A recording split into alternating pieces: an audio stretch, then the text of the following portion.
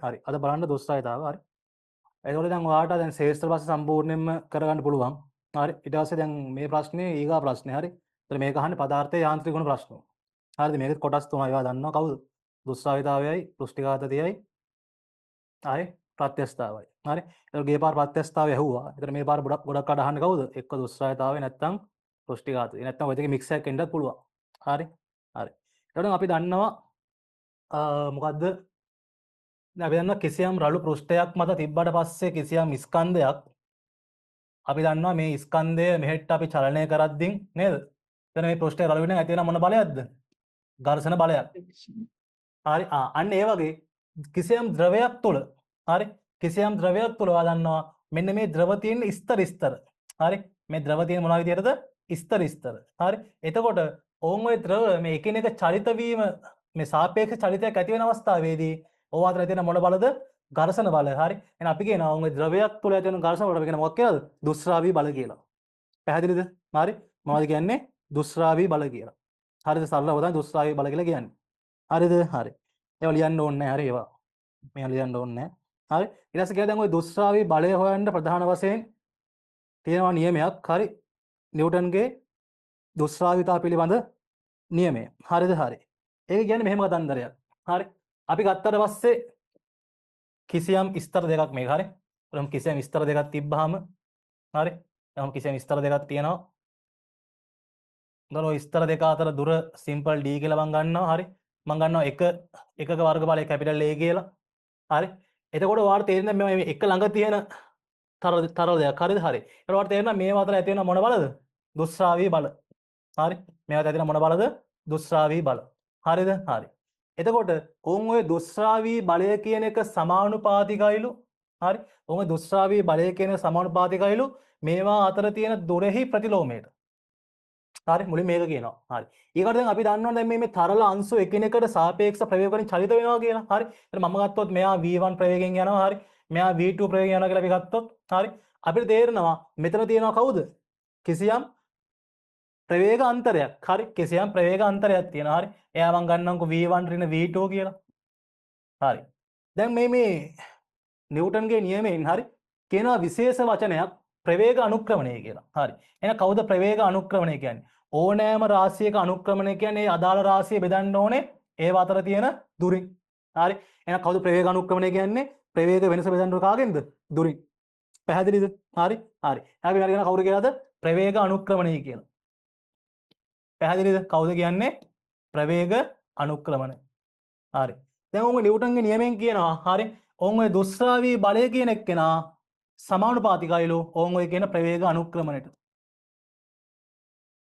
හරිද? හරි. දැන් මේ අවස්ථාවේදී අපි දන්නවා අපි සලකන පෘෂ්ඨය අනුව මේවයි වර්ගඵලයන් මොකද වෙන්නේ? මේ වර්ගඵලයන් වෙනස් වෙනවා. හරි. එහෙනම් අපිට තේරෙන්න ඕනේ. හරි. එහෙනම් මෙතන අපි සලකන්න ඕනේ අර ප්‍රත්‍යස්ථාවය වගේදීම කවුද? ප්‍රත්‍යා බලයක්. කවුද ප්‍රත්‍යා බලය කියන්නේ? ඒ අදාළ බලය බෙදන්න ඕනේ කාගෙන්ද? වර්ගඵලයෙන්. හරි. බලය බෙදුවට පස්සේ වර්ගඵල අපි කියන මොකක් කියලාද? ප්‍රත්‍යා බලය කියලා. පැහැදිලිද? හරි. එහෙනම් මට ලියන්න පුළුවන් පොදුවේ කවුරු කියලාද? හරි. මේක ලියන්න පුළුවන් පොදුවේ. එහෙනම් මම ලියනවා බලය නෙමෙයි කවුද? ප්‍රත්‍යා බලය. හරි. එහෙනම් ඔය ප්‍රත්‍යා බලය කියන එක්කෙනා දැන් මම මේ සමානුපාත ලකුණු සමාන ලකුණක් කරනවා නියතයක් දාලා.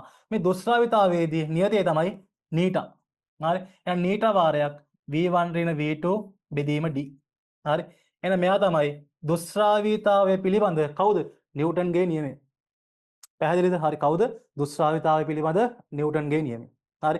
එහෙනම් කවුද? fs බෙදීම a නැත්නම් f බෙදීම a සමානයි නීටා වාරයක් ඩෙල්ටා v බෙදීම d. හරි. කවුද? f බෙදීම a සමානයි නීටා වාරයක් ඩෙල්ටා v බෙදීම d. පැහැදිලිද? හරි. හරි. එහෙනම් එහෙම තමයි ඒක යන්නේ. හරි. ඕකේ නීටා කියන්නේ කවුද? හරි. ඕකේ නීටා කියන්නේ කවුද? දුස්රාවිතා සංගුණක. හරි. කවුද නීටා කියන්නේ? හරි. කවුද නීටා කියන්නේ? දුස්රාවිතා සංගුණක. හරි. කවුද නීටා කියන්නේ? දුස්රාවිතා සංගුණක. හරි නේද? හරි. පොඩ්ඩක් ඔක ඉක්මන නෝට් එක දාගන්න. හරි ඔක ඉක්මන නෝට් එක දාගන්න. හරිද? හරි. හරි. ඊගාවට අපි දන්නවා දැන් දැන් අපි හිතමුකෝ ජලයයි මීපැණි. හරි. ජලය සහ මීපැණි. ඒතකොට ජලය සහ මීපැණි ගත්තට පස්සේ ගලා යාමේ හැකියාව වැඩි කාගේද? ජලයේද මීපැණි වලද? කාගේ වැඩිද? ජලය. ජලයේ. එහෙනම් අපි කියනවා ජලයේ ගලා යාමේ හැකියාව වැඩි නම් අපි කියනවා ජලයේ දුෂ්ශ්‍රාවිතාවය කියන එක න අඩුයි. පැහැදිලිද? දුෂ්ශ්‍රාවිතා සංගුණකේ අඩු කට්ටිය තමයි ඉක්මනින් ගලා යන්නේ. එහෙනම් මීපැණි වල මොකද මීපැණි වල දුෂ්ශ්‍රාවිතාවය සාපේක්ෂව වැඩි. පැහැදිලිද? හරි. ඊට අපි දන්නවා දැන් මීපැණි වුණත් ඒව රත් කරාට පස්සේ අපිට පුළුවන් අර ඉක්මනින් ගලා යන තත්ත්වයට පත් කරගන්න. එහෙනම් අපිට තේරෙනවා උෂ්ණත්වයත් එක්ක මොකද වෙන්නේ? දුෂ්ශ්‍රාවිතා සංගුණකය කියන එක න අඩු වෙනවා. පැහැදිලිද? මොකද වෙන්නේ? උෂ්ණත්වයත් එක්ක දුෂ්ශ්‍රාවිතා සංගුණක මොකද වෙන්නේ? අඩු වෙනවා. හරි. MCQ point. හරි. උෂ්ණත්වය වැඩි වෙනකොට දුෂ්ශ්‍රාවිතා සංගුණක මොකද වෙන්නේ? අඩු වෙනවා. හරි. එහෙනම් කොහොමද ඔගේ ප්‍රස්ථාරය අඳින්නේ? ප්‍රස්ථාරය අඳින්නේ කොහොමද? හරි කොහොමද ඔගේ ප්‍රස්ථාරය අඳින්නේ? හරි මේවා කරනවා ඈ. හරි කොහොමද අඳින්න කිව්වොත් හරි මෙහෙම ගත්තොත් උෂ්ණත්වය මෙහෙන් ගත්තොත් නීට හරි මොකද වෙන්නේ ශීඝ්‍රව අඩු වෙනවා. හරි මොකද වෙන්නේ ශීඝ්‍රව අඩු වෙනවා. හරිද? හරි. හරි. එහෙනම් ඕක තමයි නිව්ටන්ගේ දුෂ්ශ්‍රාවිතාවය පිළිබඳ හරි නියමය. පැහැදිලිද? ඒක කතා කරන්න කවුරු ගන්න ප්‍රධාන වශයෙන් බලයක් සහ ප්‍රවේගයක් දුන්නොත් අනිවාර්ය දානවල කවුද? නිව්ටන්ගේ දුෂ්ශ්‍රාවිතා හරි නියමය. පැහැදිලිද? F බෙදීම A සමානයි නීට වාරයක් ඩෙල්ටා V බෙදීම D. මොනවද ඒක වැදගත් කරුණු? ඒ අදාළ ප්‍රත්‍යා බලය හඳා බලය නෙමෙයි ප්‍රත්‍යා බලය. හරි. අය අදාළ ප්‍රත්‍යා බලය හදාපවතින කවුරු මතද? ප්‍රවේග අනුක්‍රමණය මත. අනිත් එක මොකද්ද? නීට කියන්නේ දුෂ්ශ්‍රාවිතා සංගුණකය. එහෙනම් උෂ්ණත්වය වැඩි වෙනකොට මොකද වෙන්නේ? දුෂ්ශ්‍රාවිතා සංගුණක එන්න අඩු වෙනවා. පැහැදිලිද? හරි. දැන් අර තීර ක්ලාස් එක වගේ දැන් අර නීට වල ඒකක හොයලා මාන හොයලා ඒව කරන්නේ නැහැ. හරි. ඒව පුළුවන් නේ. හරි. ඒව කරන්න ඕනේ නැහැ නේ. හරි. අර ඉක්මනට වැඩේ කරගන්න ඕනේ. ඒ නිසා ඒව කරන්නේ නැහැ. හරි. ඒවත් ඕන නම් කියන්න කරලා දෙන්න පුළුවන්. ඒව ඕනේ නැහැ නේ. නෑ. හරි. එහෙනම් ඊගාවට හරි ඒක හරි. හරි. දැන් එහෙනම් දැන් මේකේ කොටස් තුනයි තියෙන්නේ ප්‍රධාන වශයෙන්. හරිද? දැන් ওই නිව්ටන්ගේ නියමයයි ඊට පස්සේ පොයිසල් සමීකරණය තියෙනවා. ඊට පස්සේ ස්ටෝක්ස්ගේ සමීකරණය තියෙනවා. හරිද? මම ඉක්මනට තියරි ටික ඔයාලට කියලා දීලා හරි. තියරි ඉක්මනට කියලා දීලා ගණන් ටික හදමු. හරිද? හරි. ඒගොල්ලෝ ලියන මාතෘකාව කවුද? අපි පොයිසල් කරන්නේ. හරි. ලියන්න මාතෘකාව පොයිසල් සමීකරණය. මේක කියන්නේ මෙහෙම ගන්න දෙයක්. හරි අපි මේක යොදන්නේ ගොඩක් කරාට මේක භාවිතා වෙන්නේ මේ තිරස් නල ආශ්‍රිත ගැටලු වලට. හරි තිරස් නල ආශ්‍රිත ගැටලු වලට. හරි. ඉතින් මේකේ අපි කියනවා හරි මෙතන පීඩනය මං ගන්නවා P1 මෙතන පීඩනය මං ගන්නවා P2 හරි. එහෙනම් මං ගන්නවා මෙහි ඉඳන් මෙහෙට මේ අනවරතව මෙහෙම තරලයක් ගලාගෙන යනවා. හරි. අනවරතව මෙහෙට තරලයක් ගලාගෙන යනවා. හරි. එතකොට මට තේරෙනවා මේ තරලේ ගලා යන්නේ මේ මෙහි ඉඳන් මෙහාට නම් මට තේරෙන්න ඕනේ මේ P1 වල පීඩනය වැඩි කාට වඩාද? P2 වලට වඩා. ඇයි? අපි දන්නවා ඕනෑම තරලයක් ගලන්නේ පීඩනය වැඩිද නිදල පීඩනය අඩු දැනට. පැහැදිලිද? හරි. ඊට පස්සේ මම ගන්නකො මේකේ හරස්කඩ අරය සිම්පල් R. හරි. මම ගන්න මේ නලයේ දිග සිම්පල් L කියලා. හරි. එතන මේ පීඩන වෙනසක් තියෙනවා. හරි. හරි. එතකොට මේකෙදි කියන්නේ මෙන්න මේ බටයක් නැත්තම් නලයක් තුලින් මෙන්න මේ තරලයේ ගලා යන ප්‍රවාහ ශීඝ්‍රතාවය. හරි. ප්‍රවාහ ශීඝ්‍රතාවය ගැන අපි ඉගෙන ගත්තා යාන්ත්‍ර විද්‍යා පාඩමේදී කවුද? සාන්තාත්‍ය සමීකරණය Q බෙදීම T. හරි. නැත්නම් පරිමා ශීඝ්‍රතාවය V බෙදීම T ඕන එකක්. හරි. ඔය කියන පරිමා ශීඝ්‍රතාවය හරි. ඔය කියන පරිමා ශීඝ්‍රතාවය ගැන මේ කතා කරන්නේ. හරි. එතකොට ඔය කියන පරිමා ශීඝ්‍රතාවය කෙලින්ම අනුලෝම සමානුපාතිකයිලු. ඔය පීඩන වෙනසට හරි. ඩෙල්ටා P ට. හරි. කාටද? ඩෙල්ටා P ට. හරි. ඒ වගේම ඕක අනුලෝම සමානුපාතිකයිලු. අරේ හතරවෙනි බලයට. හරි කාටද? අරේ හතරවෙනි බලයට. පැහැදිලිද? හරි. එතකොට මේකෙදි කියන්නේ කවුද මේක ගන්න කවුරු හොයන්නද? නලයක් දීලා නලයේ හොයන්න කිව්වොත් කවුද? ප්‍රවාහ ශීඝ්‍රතාවය. පැහැදිලිද? හරි. එහෙම නැත්නම් තප්පරයක් තුලින් ගලන පරිමාව හොයන්න කිව්වොත් අපි ගන්නෙ මෙන්න මේක කවුද? පොයිසල්ගේ සමීකරණ. හරිද? හරි. එතකොට මේකෙදි කියනවා කාටද මේ පීඩන අන්තරයට සහ අරේ හතරවෙනි බලයට අනුලෝම සමානුපාතිකයි. හරිද? හරි. එනකොට මේකේ ලියන්න පුළුවන් මේක සමාන ලකුණක් දාලා හරි මේක කටපාඩම් කරගන්න ඕනේ. මේක තමයි ෆිසික්ස් අධ්‍යයන සමාන ලොකු සූත්‍රයක් හරි. Q බෙදීම T සමානයි phi බෙදීම 8යි නීටා L ඩෙල්ටා P වරක් R වල හතරවෙනි බලය. හරි. ඔය කටපාඩමේ තියෙන්න ඕනේ. හරි.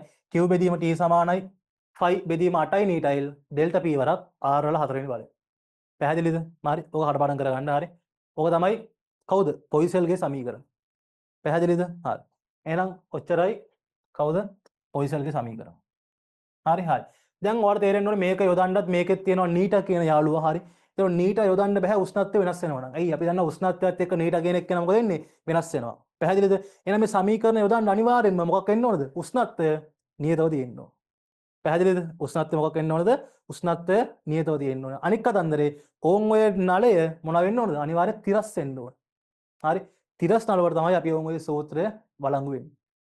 හරිද? හරි. එහෙනම් දාගන්න හරි. මේක ලියාගෙන ලියන්න මොනවද? t නියත වෙන්න ඕනේ. හරි. t නියත වෙන්න ඕනේ. ආයේ මොකද වෙන්න ඕනේ? නලය තිරස් වෙන්න ඕන. හරි. නලය තිරස් විය යුතුයි.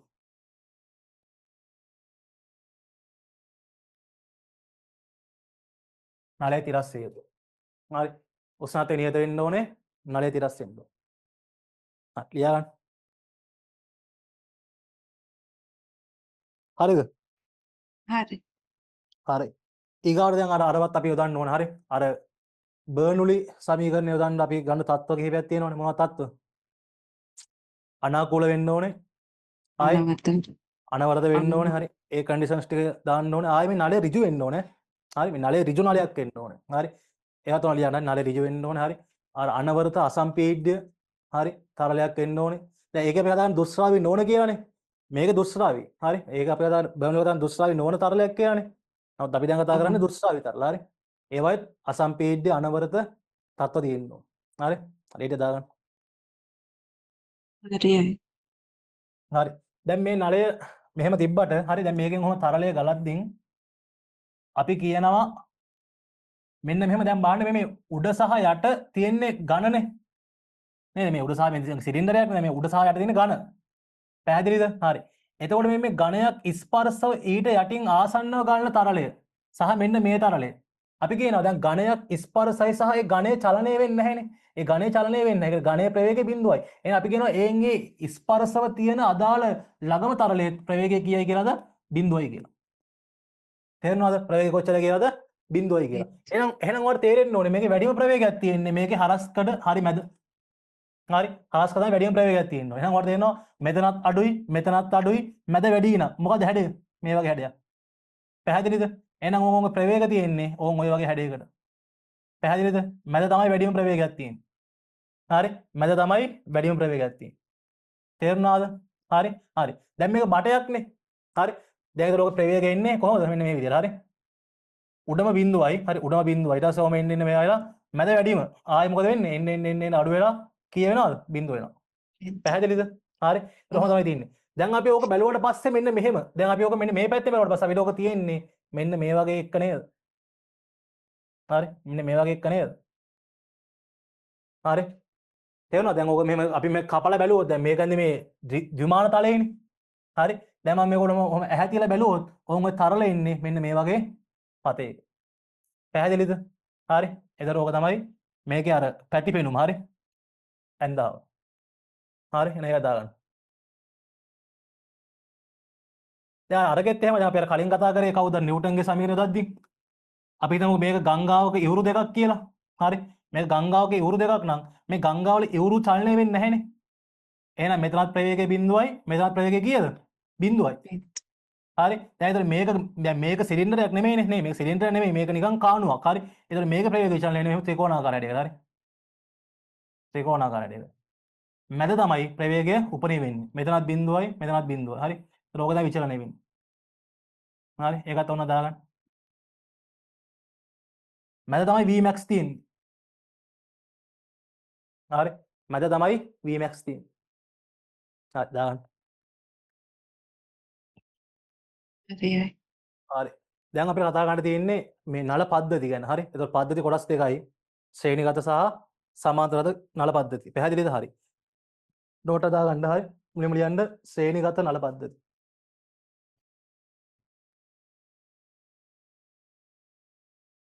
හරි හොඳට ඉගෙන ගන්න මේක මොකද්ද වෙන්නේ කියලා හරි බලාගන්න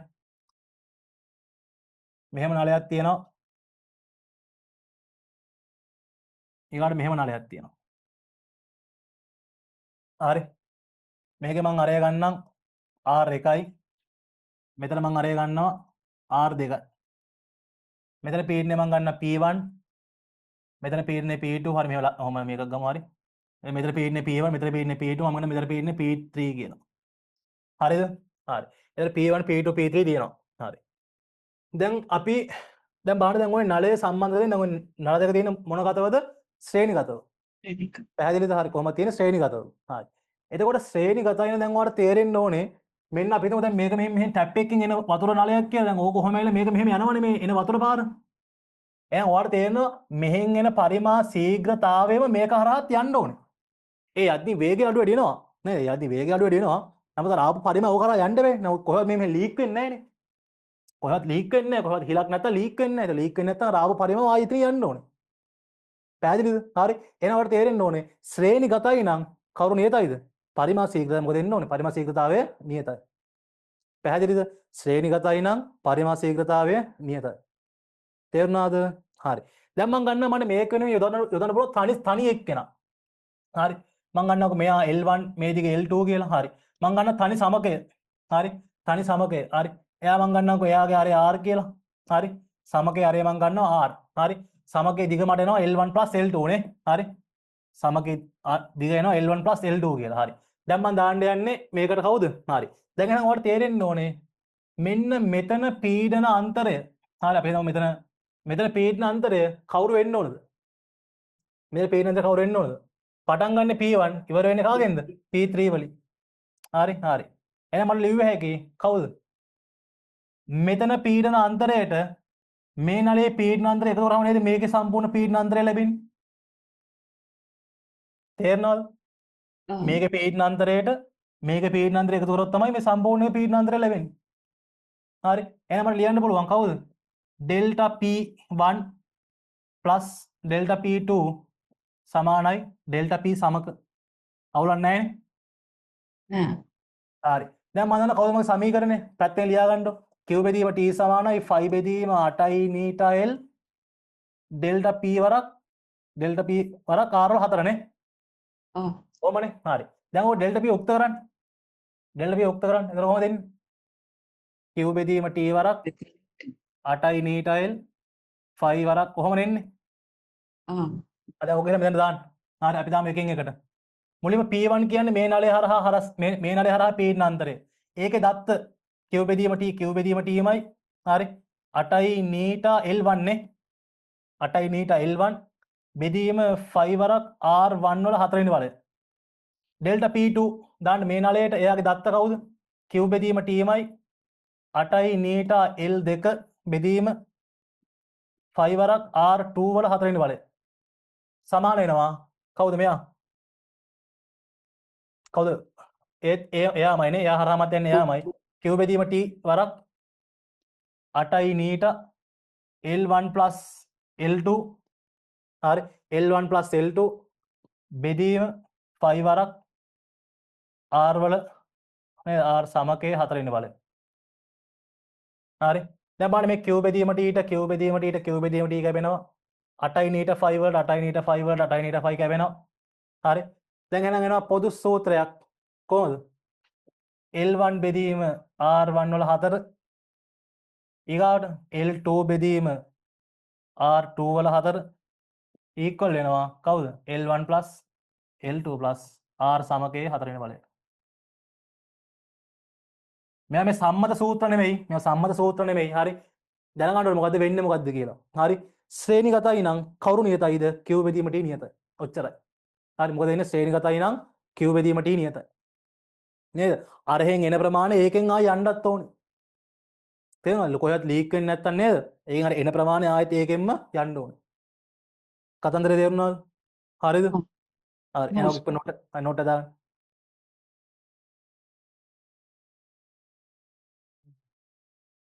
හරිද? හරි. හරි. හරිනේ දාගත්තනේ. හරි. ඊගාවට.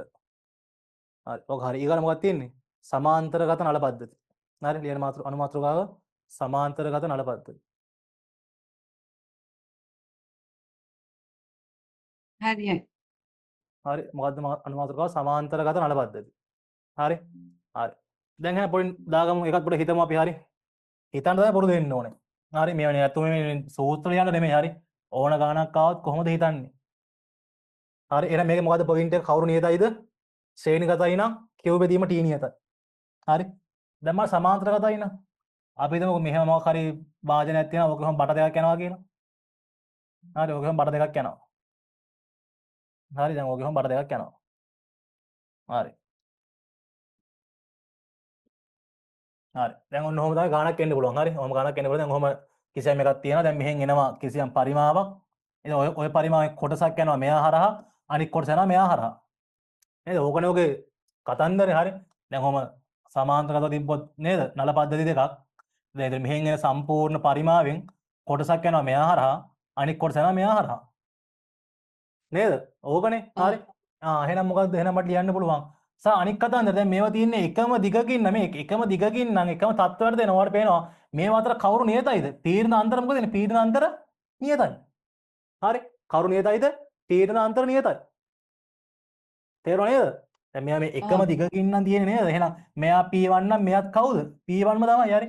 මෙයා P2 නම් මෙයාත් කවුද? P2ම තමයි. එහෙනම් ඔයාලට තේරෙනවා පීඩන අන්තර නියතයි මේ අවස්ථාවේදී. හරි. සමාන්තරගතයි නම් ඩෙල්ටා P නියතයි.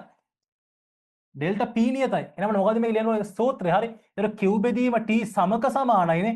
Q බෙදීම T සමක සමානයි කවුද? Q බෙදීම T1 ධන Q බෙදීම T2. පැහැදිලිද? හරි හරි. දැන් ඉතින් මේකට කැමතිද දාගන්න මම ගන්නවා මේක L1 හරි. මෙයා මම ගන්නවා L2. මෙයාගේ දිග අරය ගන්නවා R2. මෙයාගේ අරය ගන්නවා R1. හරි. දැන් දාමු කවුද ඉක්වේෂන් එක? 5 බෙදීම 8යි නීටා L ඩෙල්ටා P වරක් හරි කවුද R1 වල 4 මෙතන L1 නේ ධන 5 බෙදීම 8යි නීටා L2 ඩෙල්ටා P වරක් R2 වල 4 හරි සමාන වෙනවා කවුද සමකයේ තියෙන්නේ ඒ පීඩන අන්තරයමයිනේ හරි මම ගන්නකො සමකයේ දිග මේ ගන්නවා සමකයේ දිග L කියලා හරි මම ගන්න මේක සමකයේ දිග L කියලා හරි මේකට යොදන්න පුළුවන් සමකයේ දිග මම ගන්නවා කවුරු කියලාද L කියලා. හරි තනි බටේ L කියලා ගන්නවා. හරි. අරේ මම ගන්නම් R කියලා. හරි. ඊට 5 බෙදීම 8යි නීටා L. හරි. ඩෙල්ටා P එමයි මං කිව්වා ආරම්භයේදී පීඩන අන්තර සමානයි. හරි. එහෙනම් R සමකේ කියන බලයද? 4 වෙනි බලය. හරි. කැපෙනවා කපා ගන්න. 5 බෙදීම 8යි නීටා ඩෙල්ටා P හැම එකෙම කැපෙනවා. හරි. එහෙනම් ලියන්න පුළුවන්. කවුද? R1 වල 4 L1 R2 වල 4 L2 equal කවුද? R සමගයේ 4 බෙදීම L. පැහැදිලිද? එහෙනම් ඕක තමයි කවුද? සමාන්තරගත නල පද්ධති සඳහා අපිට යොදන්න පුළුවන් සමීකරණ. ඕක කඩපාඩම් කරගන්න එපා. මම ආයෙත් කියන කඩපාඩම් කරන්න එපා. අයියේ. ඕවයි L1 L2 වෙනස් වෙන්න පුළුවන්. L1 ට L2 සමාන කියලා ගාන දෙන්න පුළුවන්. ඒක කොහොමද වුණත් අපි මොකද්ද කරන්නේ? කවුද සමාන කරන්නේ? Q බෙදීම T මේක මොකද වෙන්නේ? බෙදෙනවා කෑලි දෙකකට තියෙන නල ප්‍රමාණයට නේද? අපිට තියෙනවා ආරම්භයේ එන පරිමාව ඔහොම කෑලි දෙකකට වෙන් වෙනවා. එහෙනම් ඒ දෙකෙන්ම යන ප්‍රමාණය තමයි ආරම්භයේ එන්නේ. තේරුණාද? ඒව තියෙන එකම දිගක් එකම මේවා යටතේ නම් මොකක් වෙනවද? ඒව අතර තියෙන පීඩනාන්තරය සමානයි. දැන් මතක තියාගන්න කවුද? ශ්‍රේණිගතයි නම් කවුරු නියතයිද? Q බෙදීම T නියතයි. සමාන්තරගතයි නම් කවුරු නියතයිද? Delta P නියතයි. තේරුණාද? හරිද? හරි. ශ්‍රේණිගතයි නම් කවුරු නියතයිද? පරිමා ශීඝ්‍රතාව නියතයි. සමාන්තරගතයි නම් කවුරු නියතයිද? පීඩන අන්තර නියතයි. එහෙනම් පීඩන අන්තර නියතයි නම් අපි සූත්‍රය යන කාටද? Q බෙදීම T ට. හරි. Q බෙදීම T සමාන නම් කවුද අපි සූත්‍රය යන කාටද? ඩෙල්ටා P ට. ඔච්චරයි. පැහැදිලිද? ඕකේ ඉන්න යාළුවෝ දෙන්න කවුද? ඕකේ ඉන්න ලොකු යාළුවෝ දෙන්න කවුද? Q බෙදීම T සහ ඩෙල්ටා P. තේරුණාද? හරිද? හරි. දැන් ඒතර Q බෙදීම T නියතයි නම් කාටද සූත්‍රය ගන්න කාට ලියලාද? ඩෙල්ටා P සමාන කරලා නේද? ඩෙල්ටා P සමක සමාන ඩෙල්ටා P1 දා ඩෙල්ටා P2. ඩෙල්ටා P නියතයි නම් කාට සූත්‍රය ගන්න කාට දාලාද? Q බෙදීම T ට දාලා. Q බෙදීම T සමක සමානයි Q බෙදීම T1 Q බෙදීම T2. තේරුණාද? හරි අමුතු දෙයක් නැහැ. හරි හරි. එහෙනම් ඉක්මනට නෝට් එක දාගන්න.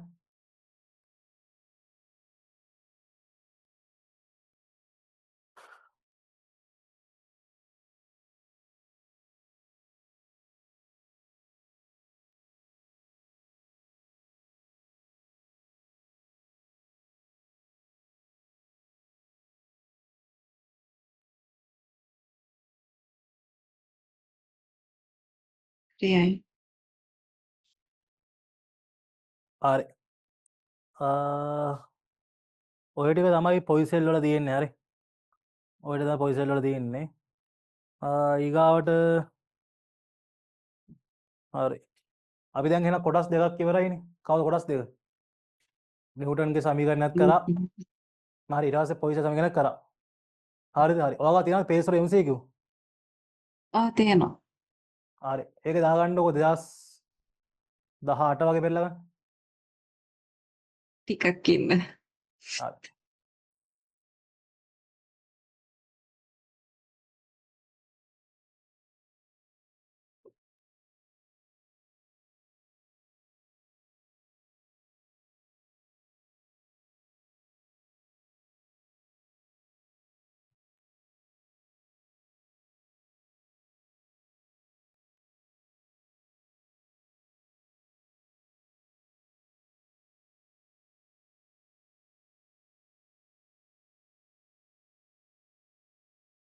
හරිද?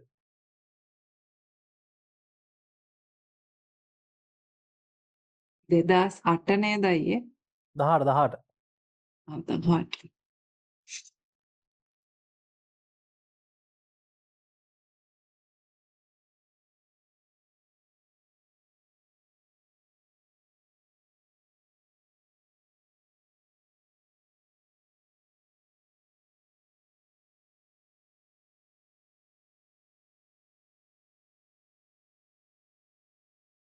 හරියයි. හරි. ඒක බලන්න ප්‍රශ්න අංක හරි මේ 31 කියලා තියෙන බලන්න. කියන මොකද්ද? තුනී පැතල Z නම් තහඩුවක් X Y නම් විශාල ඔය කියනවනේ හරි ගාන කියව ගන්න හරි. ඊට පස්සේ මං කියන මේ මොකද්ද වෙන්නේ කියලා හරි.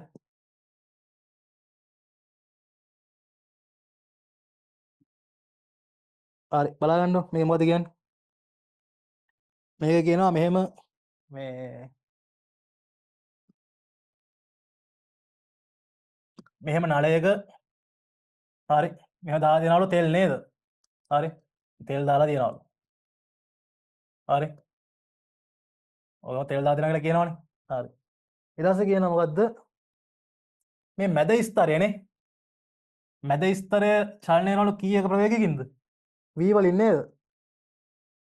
ඔව් v වලින්. හරි. ඊට පස්සේ කියනවා මේ පල්ලෙහා ස්තරය චලනය වෙනවලු කීයකින්ද? v බෙදීම 2කින්. හරිද? හරි. මැද ස්තරය චලනය වෙනවා කීයකින්ද? v වලින්. යට එක්ක චලනය වෙනවා කීයකින්ද? v බෙදීම 2කින්. නේද? ඔහොමනේ කියන්නේ. හරි. එහෙනම් කොහොමද කරන්නේ? හරි. මම කිව්වා කිසියම් තැනක ප්‍රවේගයක් තියෙනවා නම් ඒ ළඟ අංශුත් තියෙන්නේ ඒ ප්‍රවේගෙන්මයි. තේරුණාද? හරි. දැන් එහෙනම් මේ උඩම එක්කෙනාට ප්‍රවේගයක් නැහැනේ. එහෙනම් උඩ ප්‍රවේගය පටන් ගන්නවා කීයෙන්ද? බිඳුවෙන්. බින්දු. තේරුණාද? මැද ප්‍රවේගය කීයද? V. මැද ප්‍රවේගය v. ඊට පස්සේ බලන්න මෙයා යන්නේ මේ පැත්තට v බෙදීම 2කින්. ඒ කියන්නේ මෙයාගේ වගේ භාගයකින්. තේරුණාද? එහෙනම් එයාට ස්පර්ශව ළඟින් තියෙන එක්කෙනා දැන්නේ කීයකින්ද? v බෙදීම 2ක ප්‍රවේගයකින්. තේරුණාද? හරි v බෙදීම 2ක ප්‍රවේගයකින්මයි. හරි. එහෙනම් ඕකේ මොකද්ද වඩාත්ම කැපෙන උත්තරය? බලන්න මෙතන පටන් ගන්නකොට බිඳුවෙන්. ඊට පස්සේ බිඳුවෙන් පටන්ගෙන නේ. ඊට මොකද වෙන්නේ? මැද v වෙනවානේ. බිඳුවෙන් පටන්ගෙන ඊට පස්සේ මොකද වෙන්නේ? පොඩ වැඩි වෙලා මොකද වෙන්නේ? මැද v වෙනවා. ඊට පස්සේ අර පල්ලට යන්න මොකද වෙන්නේ? මේ ප්‍රමාණයෙන් භාගයක දිගක් වගේ තියෙන්න ඕනේ නේද? මේ දිග v නම් ඒ වගේ භාගයක් තමයි v බෙදීම 2ක් වෙන්න ඕනේ. හරි. එතන මෙතන බිඳුවයි. හරි. එතකොට මේ මැද ස්තරේ v වෙන්න ඕනේ. කෙළවරේ මේ යටම එක v බෙදීම 2ක් තියෙනකොට මේ පැත්තට. හරි. එහෙනම් මොකද්ද වඩාත්ම කැපෙන උත්තරේ? පස්වෙනි එක. අන්න හරි ලේසි. කවුද 5? තේරුණානේ? හරි උත්තරය අංක 5. හරි දැන් හොඳයි මම ගණන් හදන්න. හරි බලන්න 2019 ඔක කියන 2019. පොඩක් 19 ගාන පෙරලා ගන්න.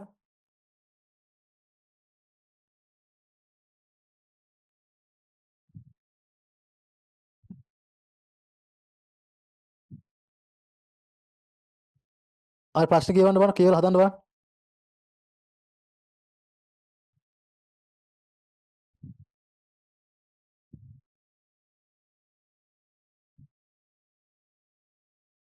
දෙස් 19.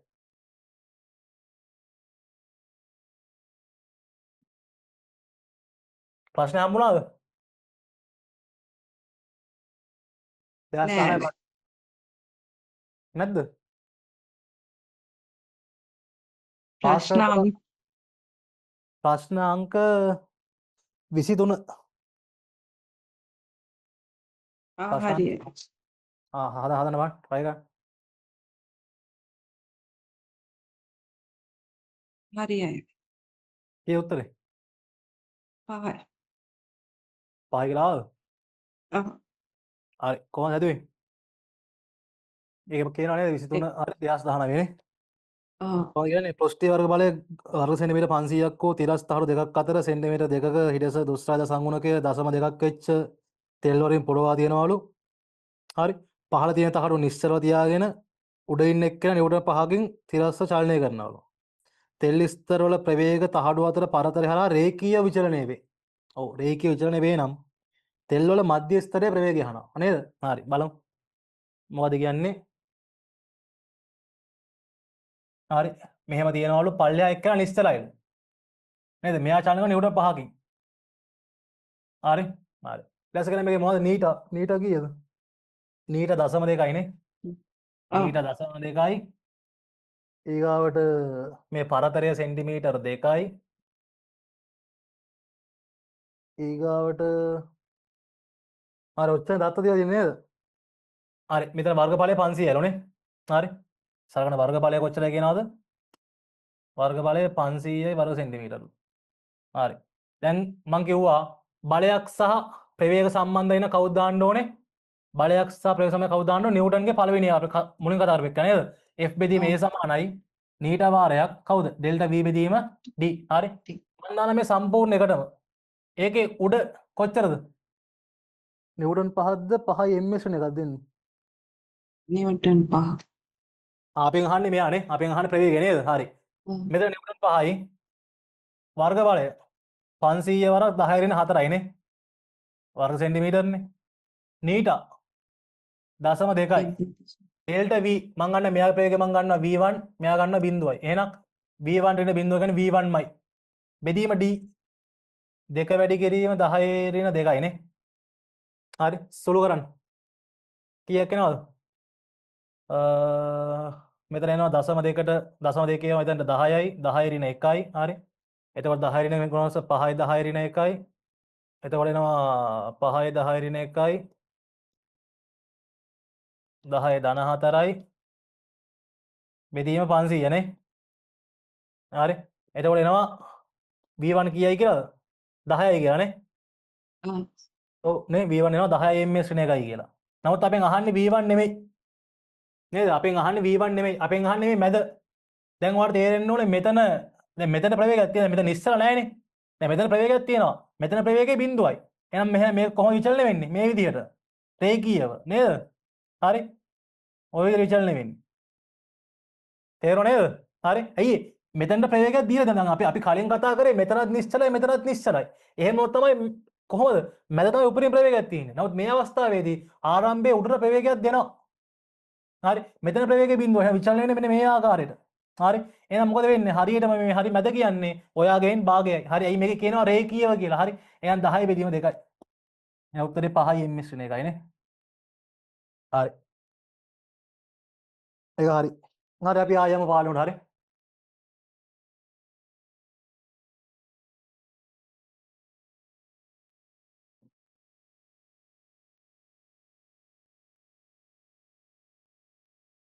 හරි ස්ටොක්ස් තියෙනවා.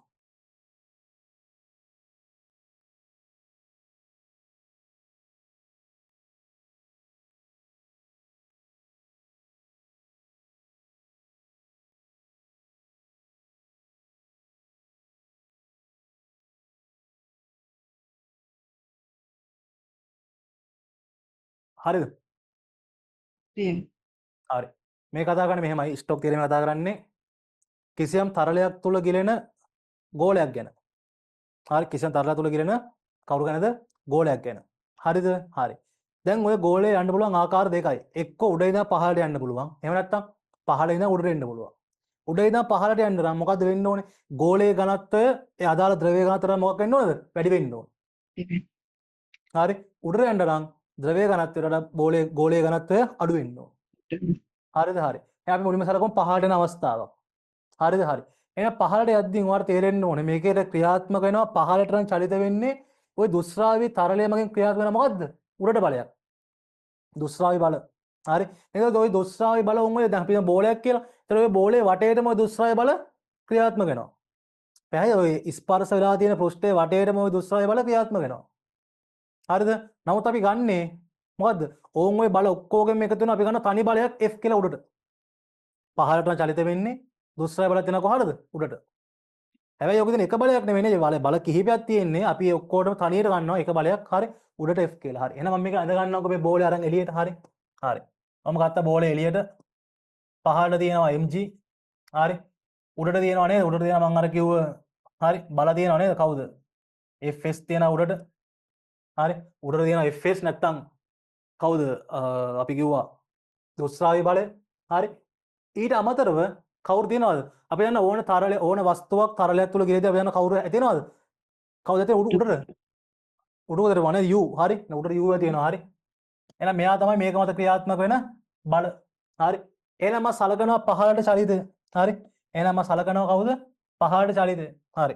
පහළට චලිතය සලකුවාට පස්සේ දාන්න පහළට. කවුද? F සමාන ma දාන්න පහළට. කවුද පහළට ඉන්න බල? mg ඉන්නවා, u ඉන්නවා, fs ඉන්නවා. equal වෙනවා m වාරයක් a වලට. හරි.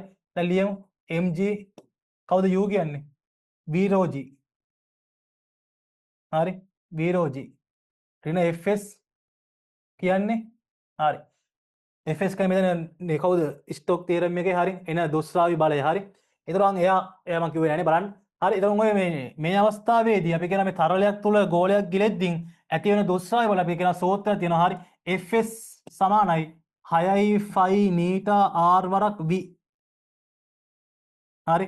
r කියන්නේ ඔය ගෝලයේ අරය, v කියන්නේ ඔය ගමන් ගන්නා ප්‍රවේගය. හරි. ඒ කියන්නේ කිසියම් ගෝලයක් මෙහෙම v ප්‍රවේගයෙන් තරලයක් තුල ගිලෙද්දී මෙයා මත ඇති වෙන මේ fs කියන දුෂ්‍රාවී බලය ලැබෙනවා මෙයාගෙන්. හරි. 6යි ෆයි නීටා rv. හරි. 6යි ෆයි නීටා rv වලින්. හරි. ඒක ටික හරි. හරි. අපි දාන මේක නිකම්ම අපි ලියමුකෝ ආදේශ නොකර ලියමු. හරි. කවුද fs ඍණ u sorry mg ඍණ u ඍණ fs බෙදීම m තමයි කවුද? ත්වරණය කියන්නේ. පැහැදිලිද? හරිද? හරි. දැන් ත්වරණය හොයන්න ඔහොම. දැන් ත්වරණය තියෙන්නේ කොහාටද? පහළට. හරි. ත්වරණය තියෙන්නේ කොහාටද? පහළට. හරි. දැන් මම මේක දාන පොඩි ආදේශයක්. හරි. දැන් මම මේක දානවා පොඩි ආදේශයක්. හරි. මම ගන්නවා දැන් මේ ගිලෙන මේ අදාළ ද්‍රවයේ ඝනත්වය මම ගන්නවා ρ කියලා. බෝලයේ ඝනත්වය මම ගන්නම් d කියලා. හරි. දැන් මේ තියෙන බෝලයේ ස්කන්ධයනේ. බෝලයේ ස්කන්ධය කියන්නේ කවුද? බෝලයේ ස්කන්ධය. අපි කියන ඝනත්වය කියන්නේ ස්කන්ධයේ බෙදීම පරිමාව. එහෙනම් ස්කන්ධය කියන්නේ ඝනත්වයේ වාරයක් පරිමාව. හරි. එහෙනම් ගෝලයේ ඝනත්වය d නම් d වාරයක් v. v කියන්නේ ගෝලයේ පරිමාව 3න් 4යි ෆයි r ඝනය වාරයක් g. හරි. හරිනේ. ඝනත්වයේ වාරයක් පරිමාව. අවුලක් නැහැනේ. හරි. ඍණ u v rho g. හරි. ගෝලයේ පරිමාව. කවුද ගෝලයේ පරිමාව? මෙන්න මෙයානේ. කවුද? 3න් 4යි ෆයි r ඝනය v rho කියන්නේ ද්‍රවයේ. හරි. ද්‍රවයේ ඝනත්වය වරක් g. අවුලක් නැහැනේ. අඩු කිරීම 6යි ෆයි නීටා r වාරයක් v. හරි. බෙදීම කවුද m කියන්නේ? m කියන්නේ මෙන්න මේ ටිකනේ. කවුද? e වාරයක් 4න් 3යි ෆයි r ඝනය.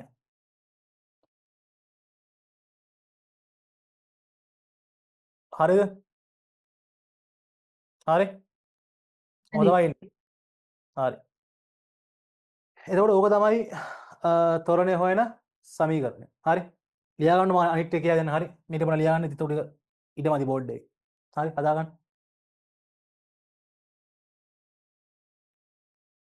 එයයි.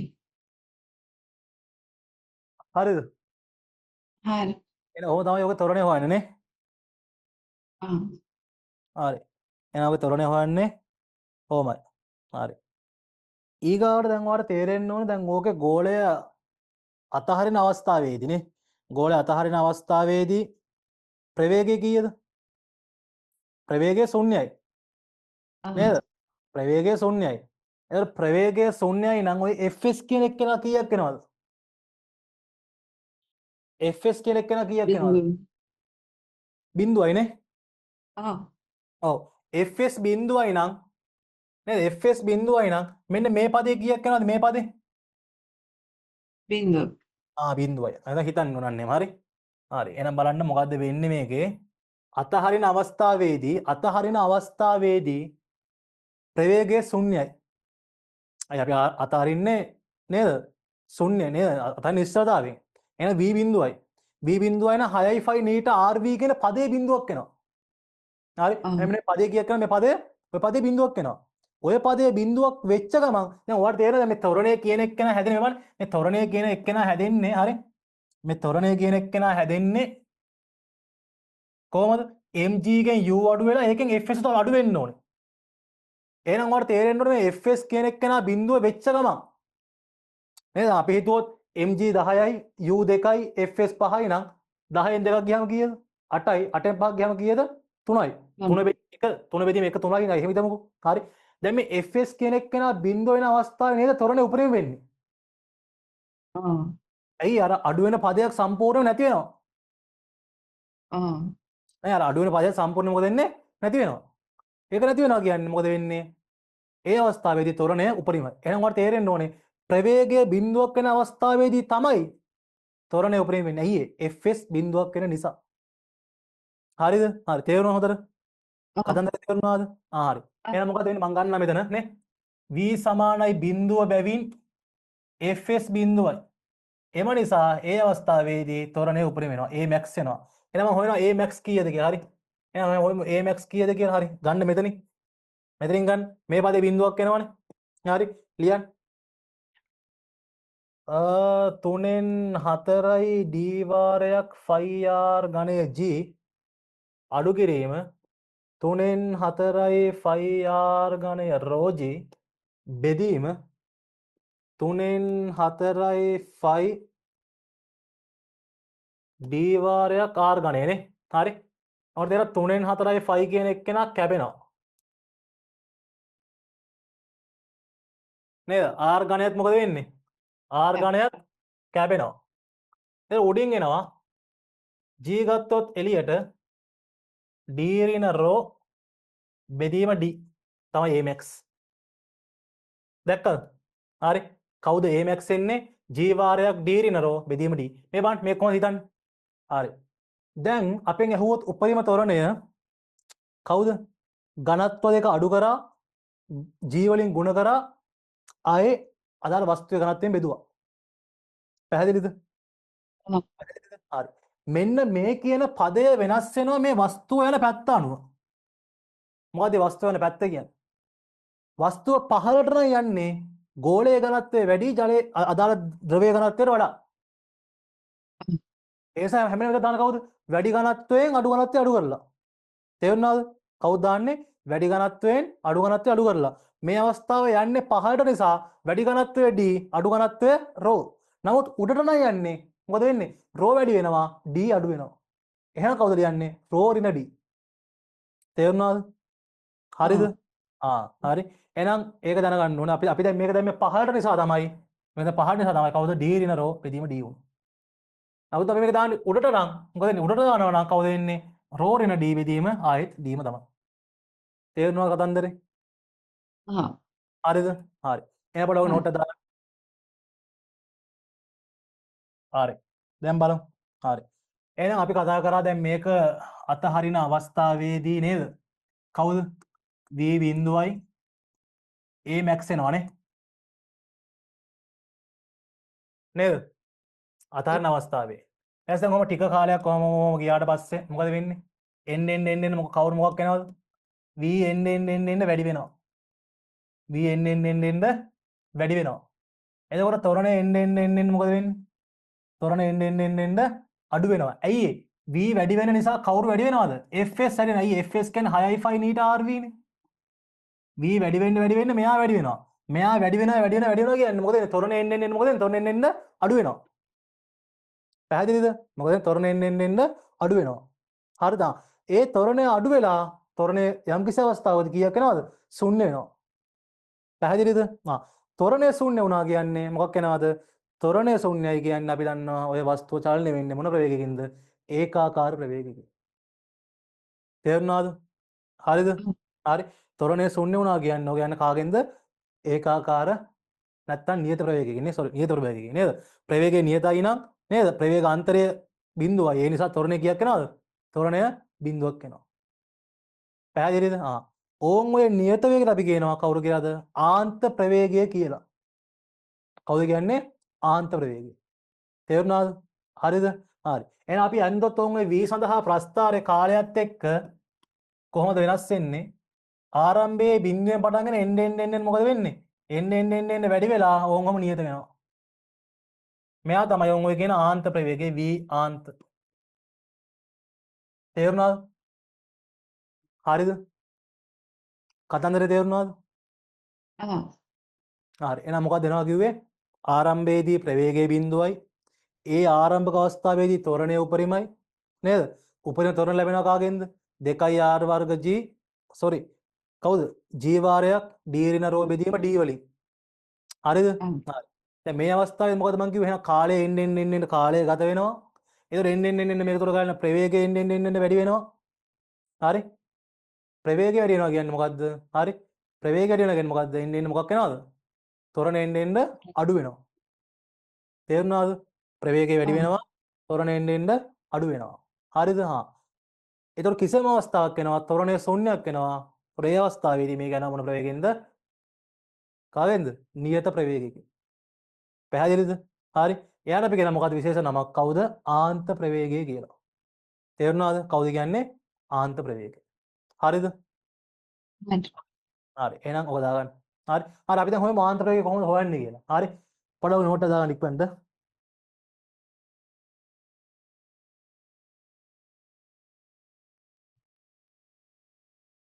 හරි. ඔයඩේ ගියා දැන් බලන්න. හරි. අපි කියන කවුරු ශූන්‍ය වෙනවද? හරි. එහෙනම් ආන්ත ප්‍රවේගයේදී නේද?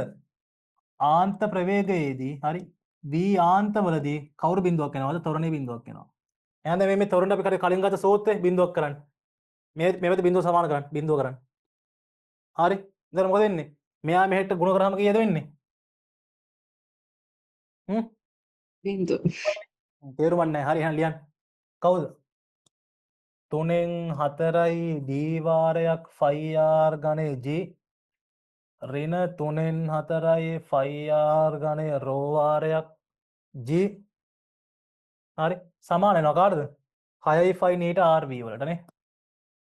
6යි 5 නීට rv. හරි. හරි. දැන් ඕකේ කැපෙනව කපා ගන්න හරි. දැන් ඔය ඔක්කොම බෙදා ගන්න කාගෙන්ද? 6යි 5 නීට r වලින් බෙදා ගන්න. දෙපැත්තෙන් බෙදන්න 6යි 5 නීට r. එතකොට තමයි v යුක්ත වෙන්නේ. හරි. දෙපැත්තෙන් බෙදා ගන්න 6යි 5 නීට r වලින්. එතකොට v යුක්ත කරන්න හරි. එතකොට v යුක්ත කරාම එයි අර r වලට අර r තුනේ එකක් එක කැපෙනවා. 5ට 5 කැපෙනවා. හරි. පොදු හරයක් අර සුළු කරන පොදු හරේ 18යි කියලා හරි. සුළු කරන්න. හරි. ක්ලියර් සුළු කරන්න. කරලා v යුක්ත කරන්න හරි. ওই v තමයි v ආන්ත කියන්නේ. හරි. ওই v තමයි ආන්ත ප්‍රවේගය කියන්නේ.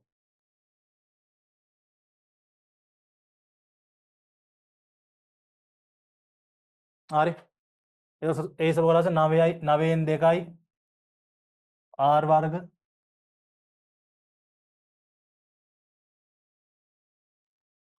d ඍණ රෝ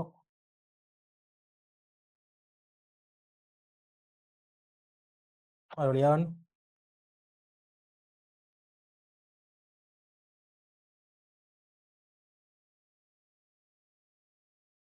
හරි හදාගන්න සුළු කරන්න.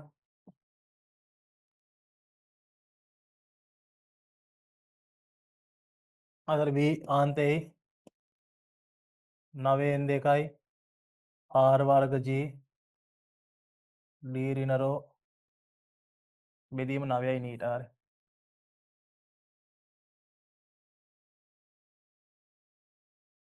කඩපාඩම් කරගන්න ඕන. දෙකක් r වර්ග g දෙකයි ආර් වර්ග G D ඍණ රෝ යට 9යි නීට. හරි. දෙකයි ආර් වර්ග G D ඍණ රෝ යට 9යි නීට. හරි. හරි ඉක්මනට දාගන්න.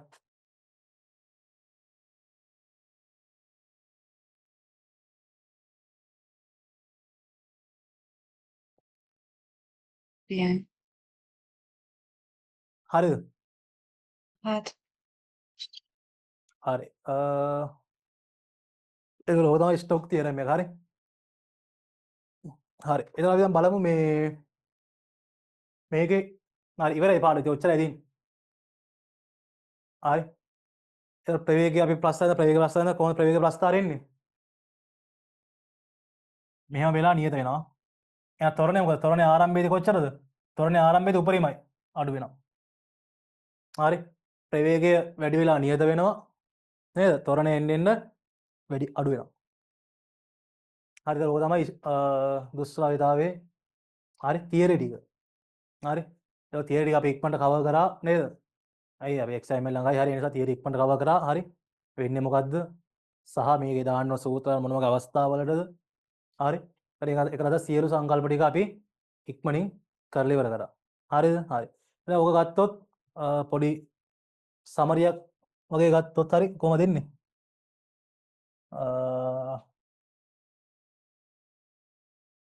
හරි. එතන අපි මේකේ මුලින්ම කතා කරා කවුද? නිව්ටන්ගේ නියමයනේ. හරි. එතකොට එයා දැන් මේ කවුරු ආවොත්ද? බලයක් බල සහ ප්‍රවේග ආවොත් අපි දාන්නේ නිව්ටන්ගේ සමීකරණය නේද? කවුද දාන්නේ? F බෙදීම A සමානයි නීට වාරයක් ඩෙල්ටා V බෙදීම D. හරි ඩෙල්ටා V බෙදීම D. හරි. නිව්ටන්ගේ සමීකරණය. හරිද? හරි. එතකොට කතා කරා නීට කියන එක්කෙනා රඳා පවතින උෂ්ණත්වය මතනේ. උෂ්ණත්වය වැඩි වෙන්නේ. මොකද නීට කියන එක්කෙනා එන්න අඩු වෙනවා. හරිද? හරි. එතකොට නිව්ටන්ගේ සමීකරණය තමයි ඕක. අපි ඉතල කතා කරා කවුද? පොයිසෙල් සමීකරණයනේ. හරි. ඊළඟ කතා කරා පොයිසෙල් සමීකරණය. හරි. ඒක අපි කතා කරේ පරිමා ශීඝ්‍රතාවයක් ගැන. හරි. Q බෙදීම T සමානයි කවුද? ෆයි බෙදීම 8යි නීටයිල් ඩෙල්ටා P වාරයක් R වල 4. හරි. ඊට මේක කතා කරා මේක දාන්න පුළුවන් කාටද?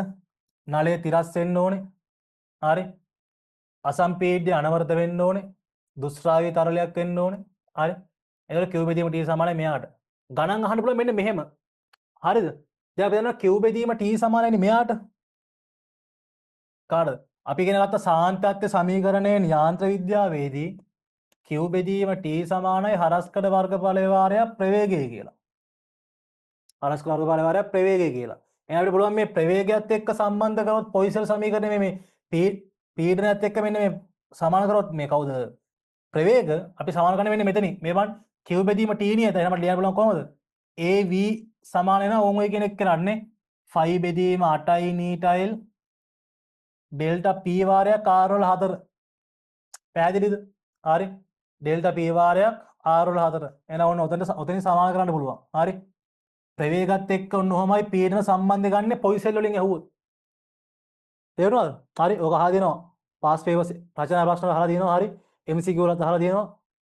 ඔක සම්බන්ධ කරන ඔන්න ඔතනින්. හරි. අපි ඉගෙන ගත්තා නේද? අපි ඉගෙන ගත්තනේ යාන්ත්‍ර විද්‍යාවේදී තරල ගතියේදී නේද?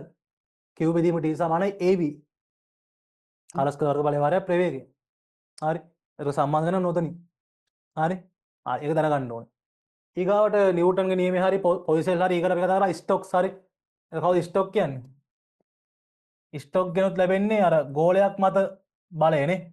F සමාන කවුද? 6i phi නීටා RV. හරි. ඊට පස්සේ මෙතන අපි කතා කරා A max කියන්නේ කවුද?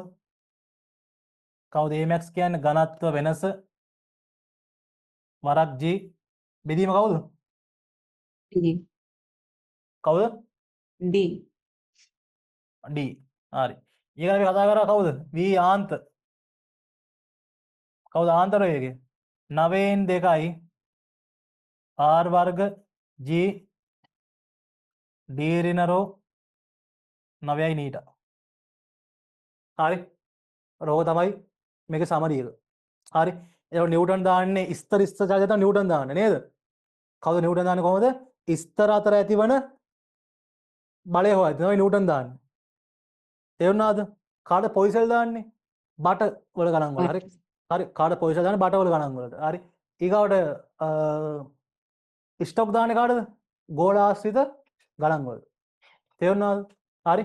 ඒක දුස්සාවිතාවේ ඔච්චරයි තියෙන්නේ තියරි. හරි. හරිද? හරියයි. එහෙනම් දුස්සාවිතාවේ ඒකේ ඊට ඉවරයි පොඩ්ඩක් බලමු ගණන් ටිකක් හරි.